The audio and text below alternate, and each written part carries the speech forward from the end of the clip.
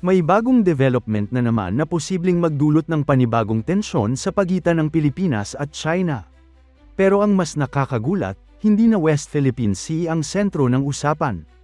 Ngayon, mismong ang pinakahilagang bahagi ng Pilipinas ang tila sinusubukang questionin.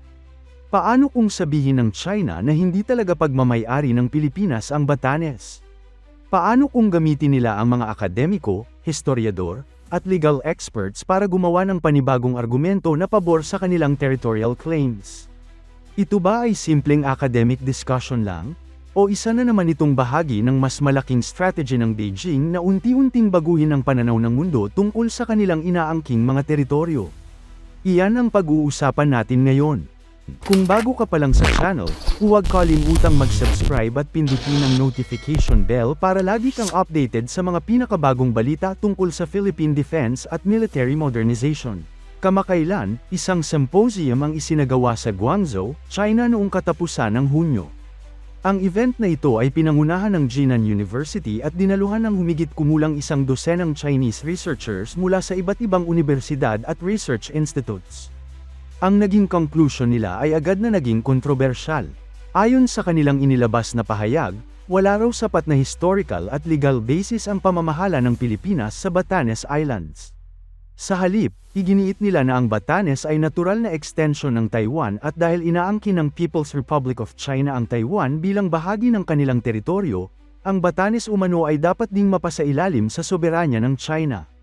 Sa madaling salita, ang argument nila ay hindi direktang China owns Batanes dahil sa kasaysayan ng mainland China. Ang kanilang loika ay nagsisimula sa claim nila sa Taiwan. Dahil inaangkin nila ang Taiwan, at sinasabi nilang extension ng Taiwan ang Batanes, sinusubukan nilang ikabit ang Batanes sa kanilang territorial narrative. Hindi rito nagtapos ang kanilang naging pahayag. Sinabi rin ng mga kalahok na wala raw legal validity ang anumang maritime delimitation negotiations sa pagitan ng Japan at Pilipinas sa lugar na iyon.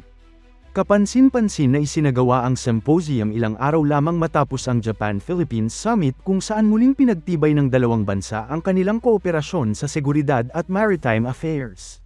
Dahil dito, maraming observers ang naniniwalang hindi aksidente ang timing ng symposium.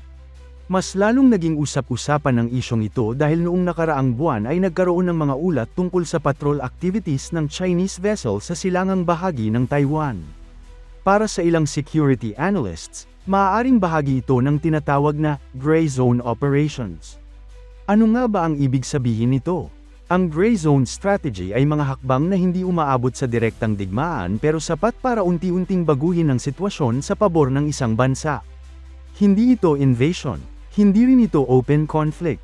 Sa halip, gumagamit sila ng propaganda, legal arguments, diplomatic pressure, economic influence, Coast Guard patrols, research publications, at information campaigns upang dahan-daang gawing normal ang kanilang mga territorial claims.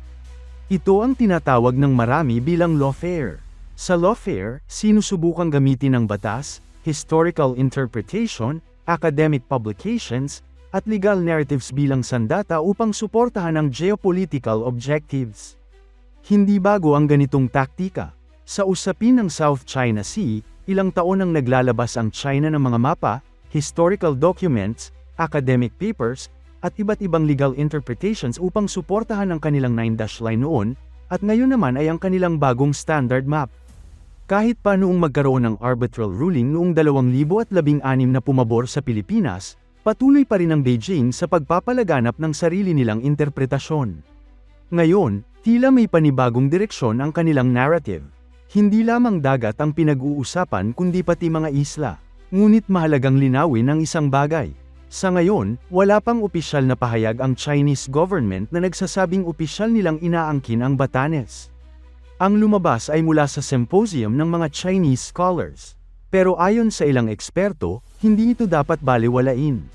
Sa mga nakaraang taon, ilang beses nang nangyari na ang mga ideyang unang lumabas sa academic circles ng China ay kalaunan ay naging bahagi ng opisyal nilang foreign policy narratives.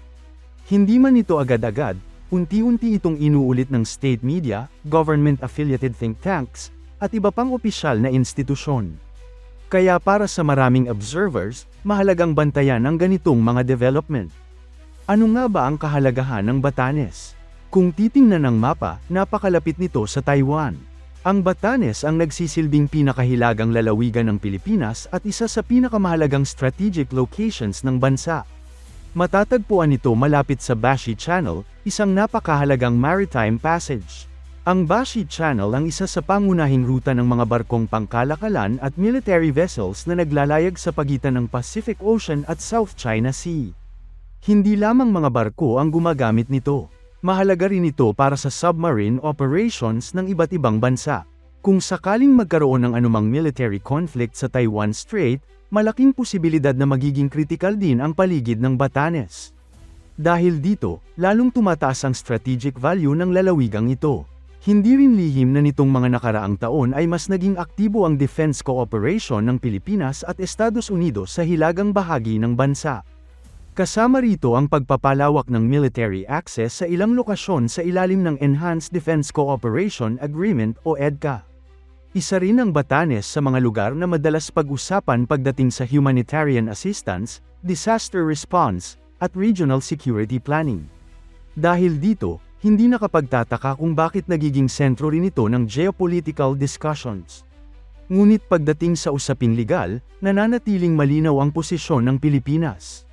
Matagal ng bahagi ng teritoryo ng Republika ng Pilipinas ang Batanes. Ito ay kinikilala sa ating saligang batas, sa ating pambansang batas, at sa pandaigdigang komunidad. May lokal na pamahalaan, may regular na halalan, may permanenteng populasyon, at matagal ng epektibong pinamamahalaan ng gobyerno ng Pilipinas. Sa international law, napakahalaga ng tinatawag na effective administration. Kapag ang isang estado ay matagal ng aktwal na namamahala sa isang teritoryo, isa itong mahalagang batayan ng sovereignty. Ito ang dahilan kung bakit maraming analysts ang nagsasabing napakahirap suportahan ang claim na inilabas ng symposium. Sa ngayon, wala ring indikasyon na kinikilala ito ng international community.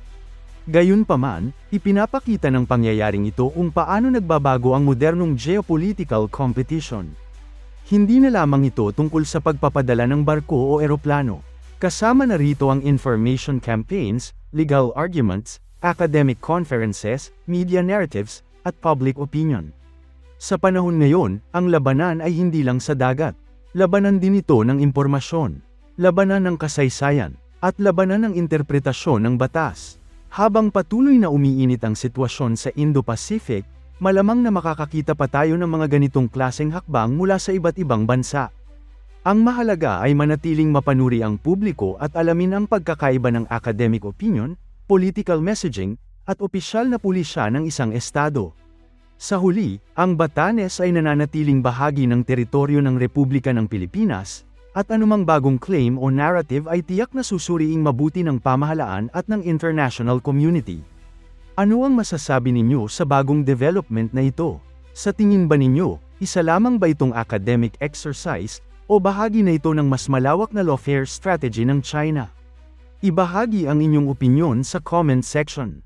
Kung nagustuhan ninyo ang video, huwag kalimutang i-like, i-share, at mag-subscribe para sa mas marami pang updates tungkol sa Philippine defense, regional security, at mga mahahalagang usaping pandaigdig.